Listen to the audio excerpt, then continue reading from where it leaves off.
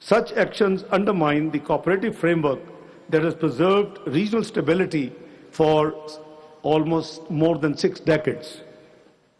The recent supplementary award of the Court of Arbitration reaffirmed that the treaty imposes substantive legal limits on India's control over the western borders. This enforces an essential principle. Disputes must be addressed through the mechanisms established by the treaty itself and not through unilateral actions and measures. Ladies and gentlemen, India's presence in the region has been witnessed by the world after the war, and this is most regrettable attitude as some of the speakers I heard since morning, and particularly what Hina Rubani Khar Sahiba wound up the second session. India's present course of conduct runs contrary to the fundamental rules governing treaty relations, including the Vienna Convention, as well as universally adopted principles of international law. Responsible nations respect international law and implement international treaties as a moral and legal obligation. We are convinced that bringing international commitments cannot be arbitrarily, conveniently, or unilaterally disregarded, manipulated, or terminated. This remains the core of international law and norms. Incidentally, Pakistan has 2 years elected member seat in the UN Security Council from 1st of January 2025 to 31st of December 2026. And countries in turn get its presidency. So did Pakistan last year in July.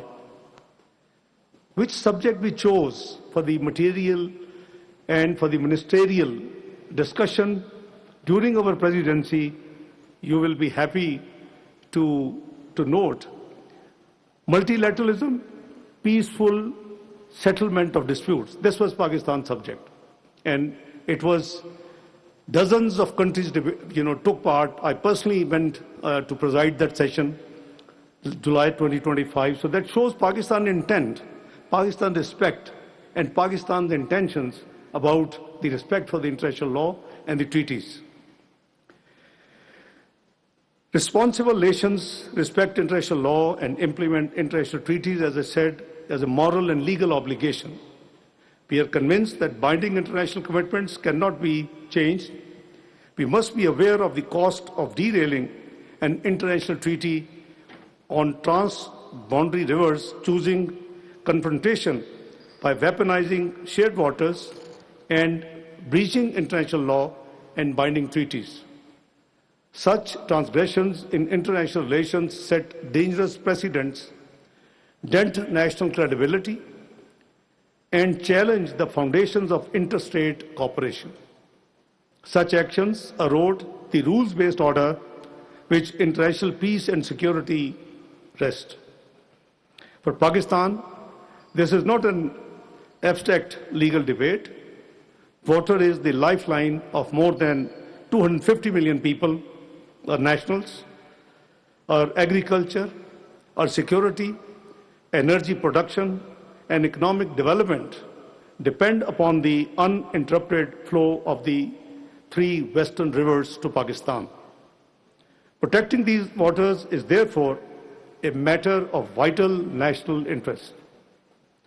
Ladies and gentlemen, we sincerely advise India against sowing the seeds of war and jeopardizing the peace and security of our region.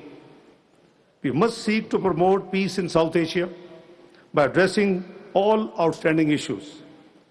Pakistan has consistently sought to resolve differences through dialogue, diplomacy, and the treaty-based mechanisms agreed by both parties. We remain committed to these principles because lasting peace can only be built upon mutual respect, sovereign equality, and faithful implementation of international obligations. At the same time, there should be no misunderstanding. Any attempt to deprive Pakistan of the waters rightfully allocated to Pakistan under the Indus Water Treaty would have profound consequences for regional peace and security. Such actions serve neither country and would undermine the shared interest of nearly 2 billion people in the South Asia. Excellencies, ladies and gentlemen, South Asia faces enough shared challenges. Shared waters should become a source of cooperation, confidence, and regional integration, not coercion or confrontation. The Indus Water Treaty, signed over several decades ago and after several years of negotiations, was meant for best utilization of the available waters in the Indus Basin by both the countries, provided it is implemented in the spirit in which it was conceived, without being tapped in a zero-sum mentality. Pakistan remains steadfast in its commitment to peace, dialogue, and good neighborly relations. We seek neither confrontation nor conflict.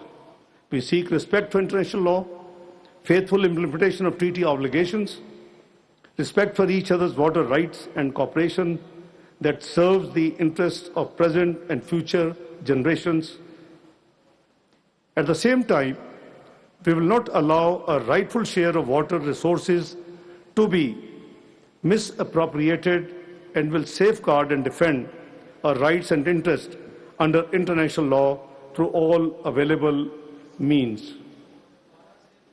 You might recall that after the May 2025 war, and rather after Pahalgam incident, and after the announcement of India to hold the treaty in abeyance, there was a National Security Committee meeting in Pakistan, chaired by Prime Minister Muhammad Shahbaz Sharif.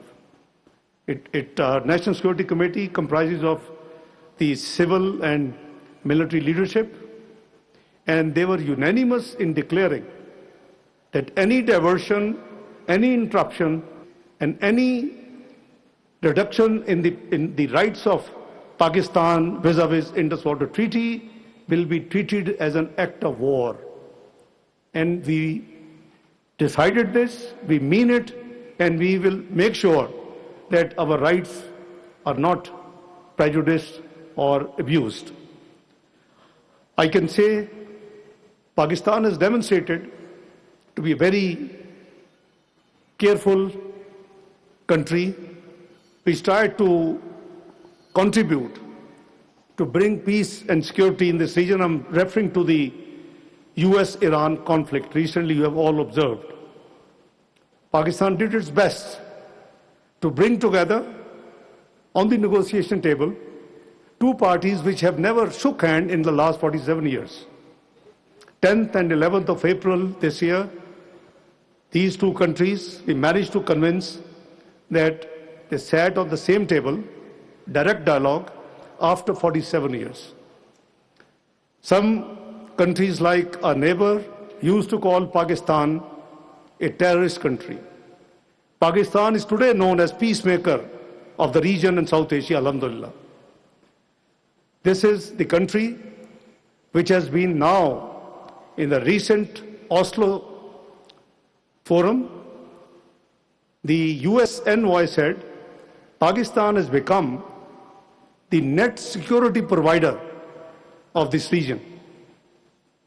Pakistan believes in dignity, respect, no matter how small a country is or how big a country is. They're all equal in the foreign policy of Pakistan. We respect them all. The UN Security Council was created for what? For peace and security. And that peace and security is the main responsibility which is being sabotaged by our neighbor through an act of, I would say, illegal declaration of treaty in abeyance. This is not on. It will never be acceptable. We have to work within the treaty mechanism. You just read from one of the speaker, Article 12 very clearly spells out that how this treaty can be changed, how this treaty can be, superseded. It is only by mutual consent. And there's a mechanism, there are three-tier mechanism in the treaty itself, how to resolve the disputes. So, one-sided, any action by our neighbor, they would be making a mistake.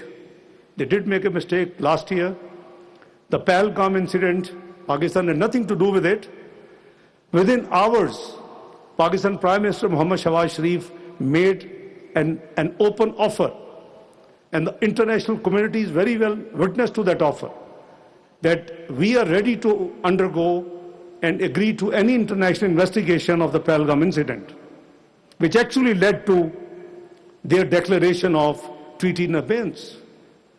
Could it be like earlier similar incidents in India, which led to 5th of August 2019 by declaring Jammu and Kashmir as part of India, by all of a sudden changing its constitution?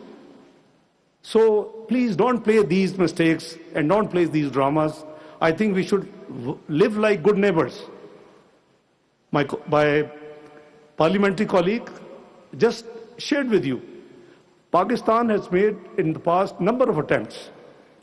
Obviously, Hina Ruwani Khar Sahiba belongs to People's Party. And earlier she has been a part of Musharraf government. So, we in all sincerity are ready to talk on all issues, what we call composite dialogues, but it takes two to tango. It's not that Pakistan would like to do something and the other side would not take it. They become so narrow-minded that even the sports are not subjected to this Hindutva, philosophy. See the recent elections in Bihar. What happened? 40 million people were disenfranchised and they were deprived to vote. So you see, that is their, internal matters, but I think the world community must take notice of it. It is certainly not desirable. This region houses over 2 billion human beings, and we are all bound by the UN, though that institution was created for such purposes. The UN Security Council main mandate is security and peace. So this is a clear subject which the global community must impress upon in order to have peace in the region. So in conclusion, the Indus Water Treaty is not merely, as I said, a water sharing arrangement, but a vital instrument of regional peace, stability and cooperation. Let us reaffirm that shared waters must never be weaponized. They must remain a bridge between nations, guided by cooperation, dialogue and respect for international law, for the benefit of the present and future generations. I thank you all.